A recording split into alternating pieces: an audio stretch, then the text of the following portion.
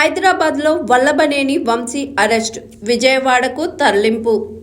గన్నవరంలోని Telugu Desam party కార్యాలయంపై దాడి కేసులో నిందితుడిగా ఉన్న వైసీపీ నేత, గన్నవరం మాజీ ఎమ్మెల్యే, వైఎస్ఆర్సీపీ నేత వల్లభనేని వంశీని విజయవాడ పడమట పోలీసులు అరెస్ట్ చేశారు. హైదరాబాద్ రాయదుర్గంలోని మైహోమ్ బుజాలో ఉన్న ఆయనను ఆంధ్రప్రదేశ్ పోలీసులు అదుపులోకి తీసుకున్నారు. అనంతరం ఔటర్ రింగ్ రోడ్డు మీదుగా విజయవాడకు తరలించారు. గన్నవరం టీడీపీ కార్యాలయంపై 2023 ఫిబ్రవరి 20న దాడి జరిగింది. ఈ కేసులో వంశీ సహా 88 మంది నిందితులుగా ఉన్నారు.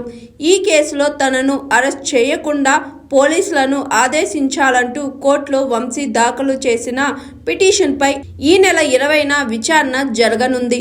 అంతలోనే పోలీసులు ఆయనను అదుపులోకి తీసుకోవడం గమనార్హం.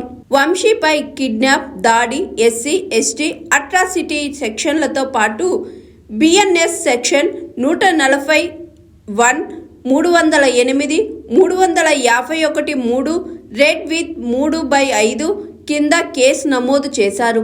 మొత్తం 7 సెక్షన్ల కింద కేసు నమోదయ్యింది. వైసీపీ అధికారంలో ఉన్నప్పుడు గన్నవరం టీడీపీ కార్యాలయంపై దాడి జరిగింది.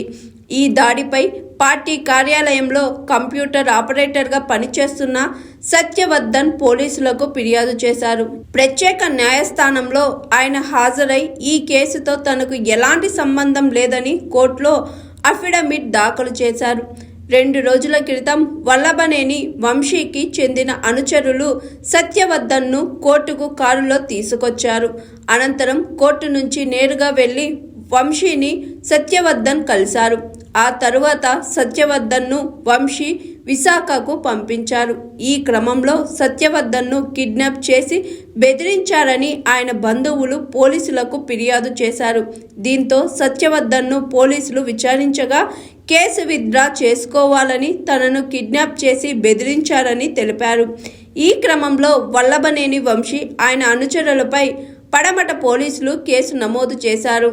Hi, this is Swathi. Like చేయండి, షేర్ చేయండి, కమెంట్ చేయండి అండ్ సబ్స్క్రైబ్ చేయండి GR TV. Hi, this is Monica. Please like, share and subscribe GR TV.